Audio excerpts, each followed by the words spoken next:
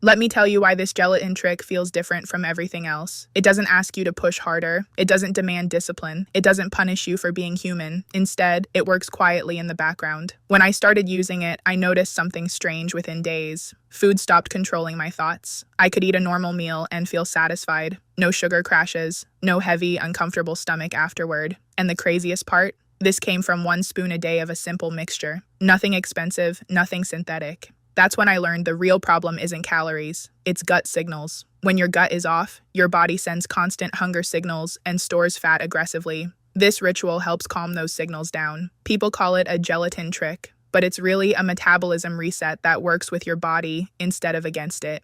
If you want to learn the exact recipe and how people are timing it for results, the pinned comment explains everything step by step. Just don't wait too long. Once too many people catch on, content like this doesn't stay up.